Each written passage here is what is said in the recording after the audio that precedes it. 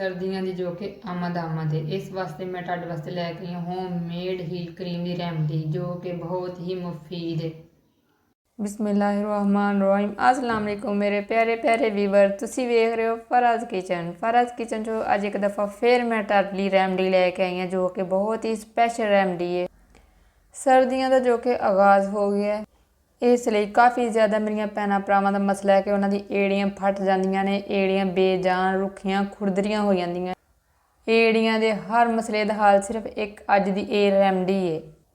बहुत खास रेमडी है। ये रेमडी तुसा मिस नहीं करनी तो वक्त असी ज़ाया नहीं करते। तो आ हुण रेमडी बनाना स्टार्ट करने।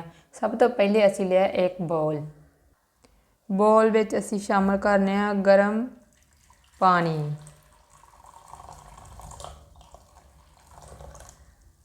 इस गर्म पानी दे विच असी रखने एक होर बाउल जो कि शीशे का होना चाहिए। इस बाउल दे विच असी एक रखने मोमबत्ती, इनू तोड़ देने। इनू हुण असी करने मैल्ट। मोमबत्ती जनाब जो कि साडी मैल्ट हो गई है। असी इहदे विचों यह धागा जिहड़ा है जो कि हर मोमबत्ती दे विच हुंदा है, इनू रिमूव कर लैने। धागा रिमूव करन तो बाद असी इहदे विच शामिल करने एक टेबल स्पून सरसों का तेल। बहुत स्पैशल रेमडी है तुहाडे वास्ते। एक चम्मच असी शामिल किया इहदे विच ग्रैसलीन। एक चम्मच असी इहदे विच शामिल करने वैसलीन। जिहड़े ब्रांड की तुहाडे कोल मौजूद है तुसीं वो इस्तेमाल कर सकते हो।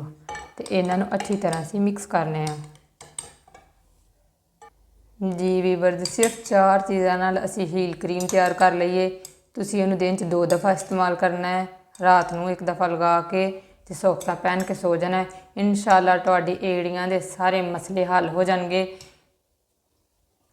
इनू तुसी किसी जार च पा के रख लेना। वीडियो पसंद आए लाइक शेयर सबसक्राइब करो। अपना बहुत बहुत ख्याल रखा जे। मिलने एक नवी वीडियो उस वक्त तक दे लई दो इजाज़त। अल्लाह हाफिज़।